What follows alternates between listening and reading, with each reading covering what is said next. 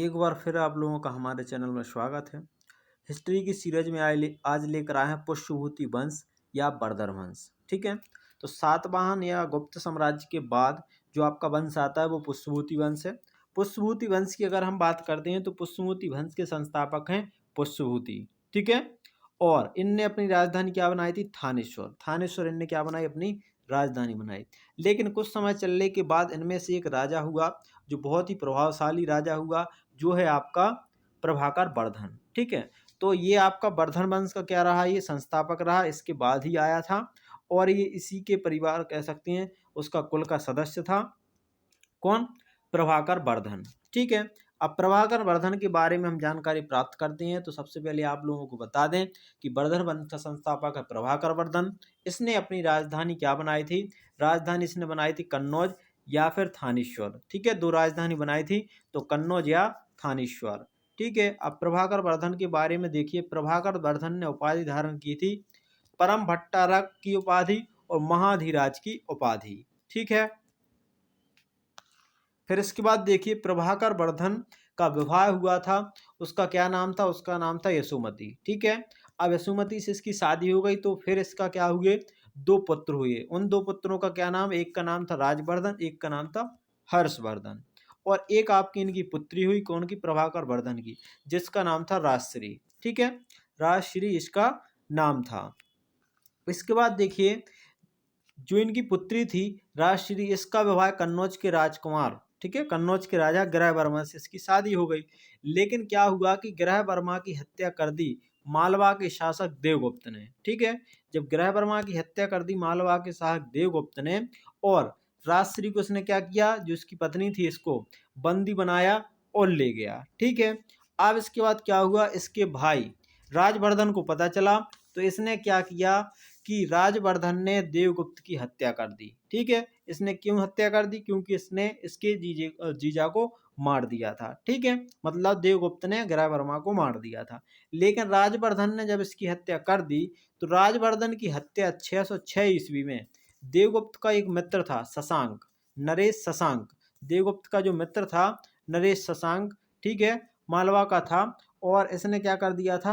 राजवर्धन की हत्या कर दी। अब यहाँ पर ये शासक खत्म हो गए। अब इतने में केवल प्रभाकर वर्धन में कौन बचा?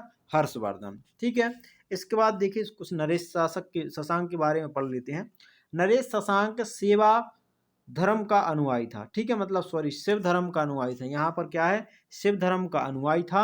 और नरेश शशांक ने बोधि वृक्ष को कटवा दिया था। बोधि वृक्ष मतलब जो बोधगया में स्थित है, भगवान बुद्ध से संबंधित है, तो इसको किसने कटवा दिया था? नरेश शशांक ने उसको कटवा दिया था। ठीक, अब क्या हुआ कि इसको पता चला हर्षवर्धन को कि राजवर्धन की हत्या कर दी गई है, और किसने कर दी है? नरेश शशांक ने। हर्षवर्धन ने फिर नरेश शशांक से युद्ध किया और नरेश शशांक को पराजित करके कन्नौज पर अधिकार बना लिया और गद्दी पर बैठ गया। और जब हर्षवर्धन गद्दी पर बैठा था तो उस समय उसकी उम्र केवल 16 वर्ष थी। ठीक है, तो हर्षवर्धन की उम्र कितनी थी उस समय? 16 वर्ष थी।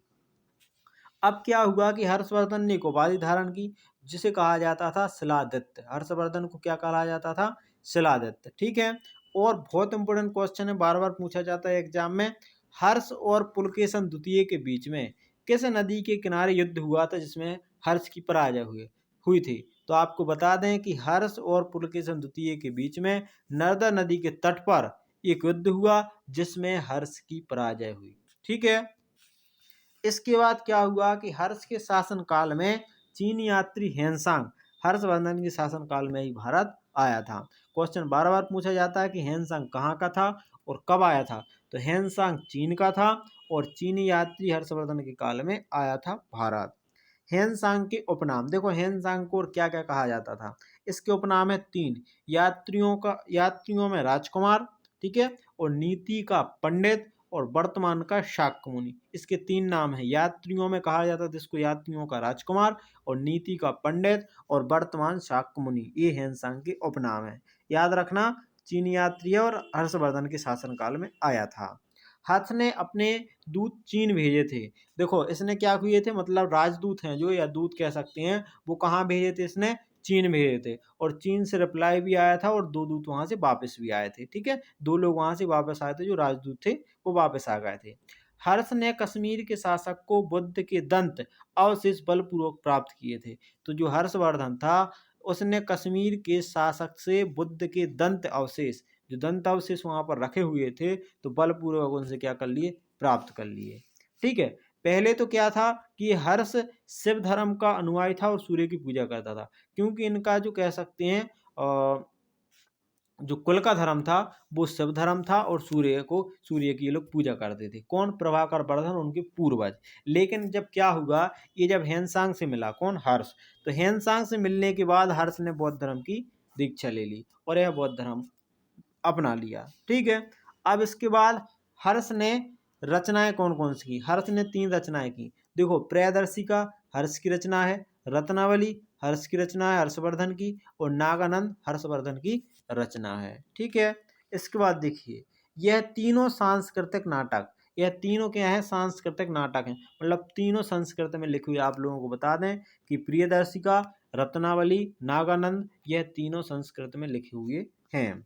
हर्ष के दरबारी कवि कौन से, बाणभट्ट, बहुत ही प्रसिद्ध हैं और बार बार क्वेश्चन पूछा जाता है कि बाणभट्ट किनके कवि, किनके दरबारी कवि थे, तो हर्षवर्धन के शासनकाल में थे बाणभट्ट। बाणभट्ट की 2 रचनाएं बहुत इंपोर्टेंट हैं, हर्षचरित ने लिखी है और कादम्बरी लिखी है। कौन कौन लिखी है, एक हर्षचरित, एक कादम्बरी। इन 2 रचनाएं लिखी हैं किनकी, बाणभट्ट की हैं। ठीक है, बाणभट्ट के गुरु का नाम क्या नाम था, भरचू। क्या नाम था, भरचू। इनके बाणभट्ट के गुरु का नाम था भरचू। हर्ष को भारत का अंतिम हिंदू सम्राट कहा जाता है। देखिए, यहाँ पर क्या है कि हर्षवर्धन को भारत का अंतिम हिंदू सम्राट कहा जाता है। ना तो ये कट्टर हिंदू था और ना ही वो शासक है, लेकिन इसको कहा जाता है भारत का अंतिम हिंदू सम्राट। ठीक, अब देखिए हर्षवर्धन के शासनकाल की कुछ अन्य तथ्य और अन्य व्यवस्थाएं क्या क्या थी। जैसे हम बात करते हैं कि इनके पुलिसकर्मियों को चाट भाट कहा जाता था। मतलब हर्षवर्धन के शासनकाल में जो पुलिसकर्मी थे उन्हें चाट या भाट कहा जाता था। जो सेना के अधिकारी को क्या बोलते थे, बृहदेश्वर कहते थे। स्कंद गुप्त किसे कहा जाता था, जो गज सेना का प्रमुख है। मतलब गज सेना मतलब हाथियों, जो हाथी वाली सेना है उसका जो प्रमुख है उसे बोला जाता था स्कंद गुप्त। कुंतल किसे कहा जाता था, कुंतल कहा जाता अश्व सेना का प्रधान। प्रधान अश्व सेना का मतलब ये है कि घोड़ा, क्योंकि घोड़ा का पर्यायवाची क्या, अश्व है, तो अश्व सेना का प्रधान क्या क्या कहते हो, तो उसको कुंदल। शहनाज, शहनाज मतलब होता था प्रधान सेनापति। ठीक है, जो प्रधान सेनापति है उसे शहनाज कहा जाता था। किसके, हर्ष के शासनकाल में। हर्ष हर्ष हर्ष चरित्र की बात करें तो सिंचाई के साधन के रूप में जल पंप का उल्लेख है। मतलब जो हर्ष चरित्र बाणभट्ट ने लिखी है उसमें सिंचाई के साधन के रूप में जल पंप का उल्लेख है। ठीक है, हर्ष के समय मथुरा सूत्री वस्त्रों का प्रमुख केंद्र था। ये बहुत इंपॉर्टेंट है, पूछा जाता है। तो इस प्रकार से यहाँ पर क्या होता है, प्रभाकर वर्धन या पुष्पभूति वंश यहाँ पर समाप्त होता है। और अब इसके बाद जो आगे वंश आपको जो आएंगे, जो रियासतें हैं, वो आपको अगली वीडियो में देखने को मिलेंगी। अगर आपको ये जानकारी अच्छी लगी हो तो लाइक, शेयर और सब्सक्राइब करना बिल्कुल ना भूलें। चैनल को सब्सक्राइब जरूर कीजिए और वीडियो को शेयर कीजिए।